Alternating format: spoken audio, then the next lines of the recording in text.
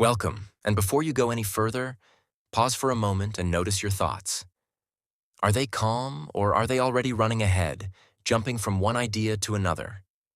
There is something important you need to understand today. Overthinking is not loud, it does not scream for attention, but it slowly takes control of your mind. It feels like thinking, but in reality, it is a trap.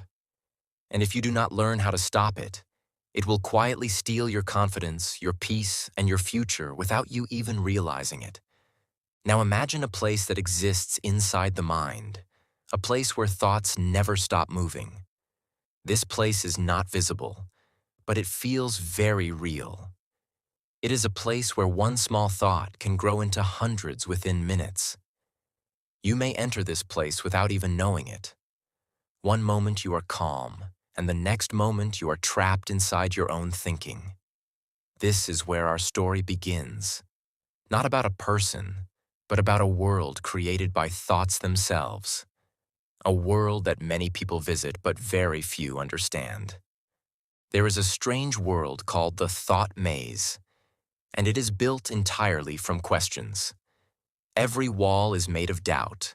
Every path is filled with what-if thoughts, and every corner hides another possibility that may or may not be real. The moment a single uncertain thought appears, the entrance to this maze opens quietly. It does not force you inside. Instead, it invites you, gently and politely, making you believe that thinking more will help you find the right answer. At first, the maze feels helpful and safe. The paths seem logical, and the thoughts feel intelligent. You start exploring different possibilities, trying to prepare for every outcome. You believe that if you think enough, you will avoid mistakes. But slowly, something changes. The paths begin to repeat. The same thoughts return again and again. The maze becomes confusing. You start walking in circles, but it feels like you are moving forward. Inside this maze, there are endless paths, but none of them lead to peace. One path begins with a simple thought like, maybe something went wrong.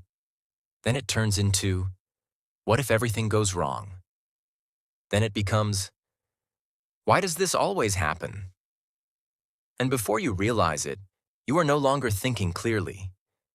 You are reacting emotionally to things that have not even happened yet. The deeper you go, the heavier everything feels. The air becomes thick with worry. The walls seem to close in slowly. Your energy begins to drain, even though your body has not moved at all. This is the strange power of overthinking. It makes you feel exhausted without doing anything. It makes you feel afraid without any real danger. At the center of the thought maze, there is a place known as the Room of Echoes. This is where overthinking becomes strongest. In this room, every thought repeats again and again, growing louder each time. A small doubt turns into a powerful fear. A simple question becomes a painful belief. The echoes never stop, and the more you listen, the more real they feel. In this room, you may hear thoughts like, you are not good enough, or you will fail, or they are judging you. These thoughts feel true because they are repeated so often. But they are not facts. They are only echoes, created by your own mind. The problem is not the thought itself, but the attention you give to it. But here is the hidden truth about the thought maze. It has no real locks. There are no chains holding you inside. The maze exists because you continue to follow every thought without questioning it. The walls are made of belief, and the paths are built from attention. If you stop feeding the thoughts, the maze begins to lose its power. The first step to escaping the maze is to understand that not every thought is true. Just because a thought appears in your mind does not mean it is correct. Your brain is designed to protect you, not to make you happy. It often imagines worst-case scenarios to keep you safe. But in modern life, this protection becomes unnecessary fear. When a thought says, "This will go wrong," you can pause and ask, is this really true? This simple question creates a small crack in the wall.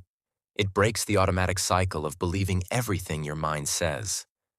Over time, these small cracks become openings, and these openings become your way out. Another important step is to stop the thought before it grows. Overthinking does not begin as a storm. It begins as a whisper. If you catch it early, you can stop it easily. But if you ignore it, it grows stronger and louder. It connects with other thoughts, creating a chain reaction that becomes difficult to control. Imagine a single drop of water falling into a glass. It seems small and harmless. But if you keep adding drops, eventually the glass overflows. This is exactly what happens inside the mind. Thoughts build up until there is no space left, and then they spill over as stress, anxiety, and confusion. That is why it is important to release your thoughts regularly. One powerful way to do this is by writing them down. When thoughts stay in your head, they feel big and overwhelming. But when you put them on paper, they become clear and manageable. Writing helps you separate yourself from your thoughts. It allows you to see them instead of being controlled by them. Another powerful method is to speak your thoughts out loud. When thoughts stay silent, they feel stronger than they really are. But when you say them out loud, something changes. They begin to sound less logical, less powerful, and sometimes even unnecessary.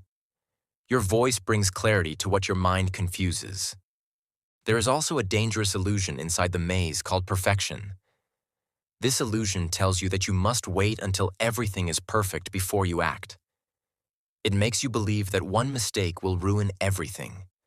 Because of this, you keep thinking, planning, and delaying action.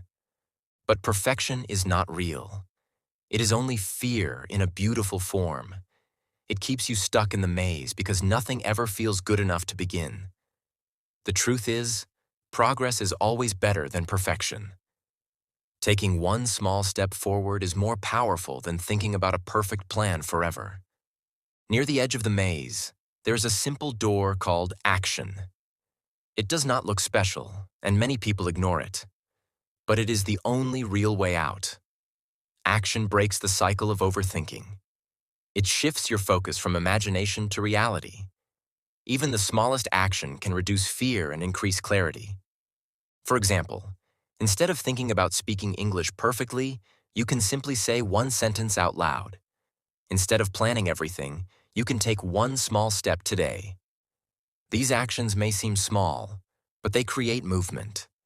And movement is the opposite of overthinking.